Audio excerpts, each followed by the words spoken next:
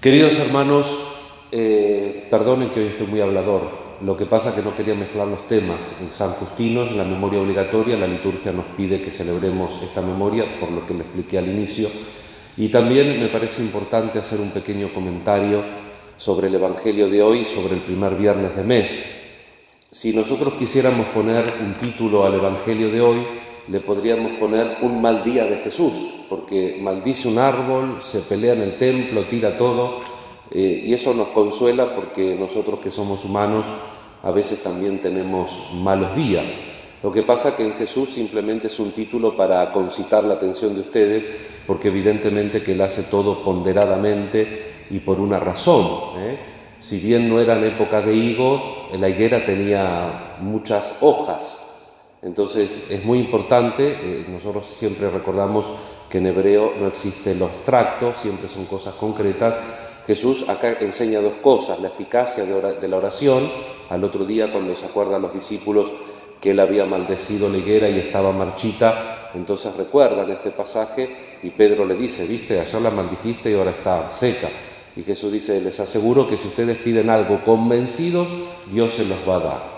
La lección de siempre, porque Jesús no es que hoy enseñe una cosa y mañana enseña otra, rezar, pero rezar siempre reconciliados. Siempre que recemos tenemos que haber perdonado las faltas, y nunca el criterio de ese perdón está en nosotros. No es si nosotros sentimos, si tu hermano tiene algo contra ti, porque si no, nosotros podemos llegar a tener, según el temperamento que tenemos, podemos llegar a tener siempre algo contra el otro. Entonces el criterio no tengo que ser yo. El criterio tiene que ser objetivo, tiene que ser el otro.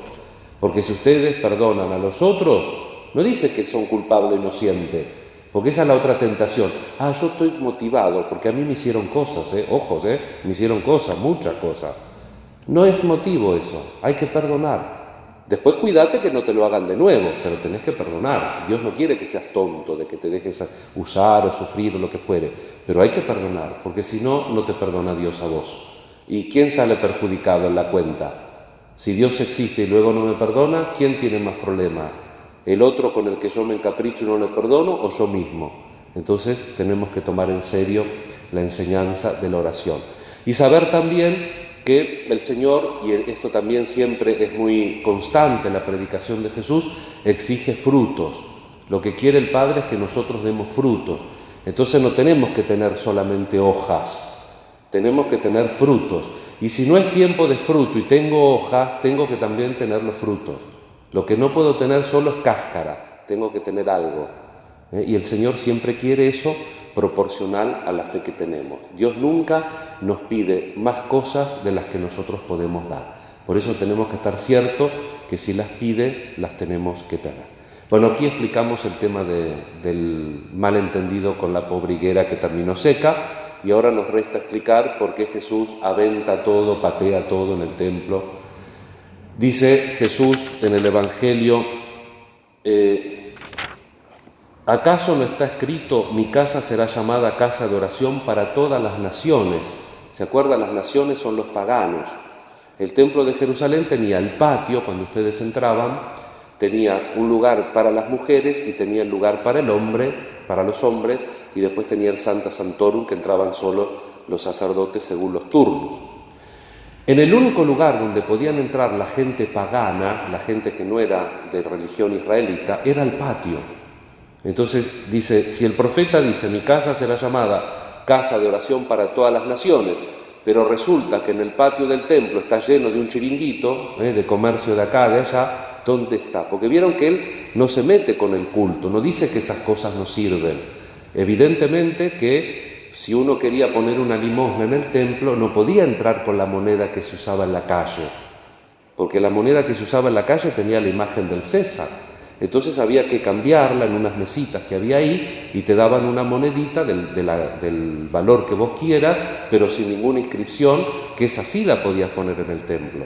O estaban los pajaritos, los cabritos, todos los animales que se usaban en sacrificio, estaban ahí en el templo porque había gente que venía de muchos días de viaje y no se podía venir con el animal encima y lo tenía que comprar ahí. Vieron que Jesús no está en contra del culto, pero sí en contra del lugar, porque ese lugar es para todas las naciones. Ese lugar es porque todo hombre siempre tiene un lugar en la casa de Dios. Y entonces nosotros no tenemos que ocupar ese lugar que tiene todo hombre en la casa de Dios.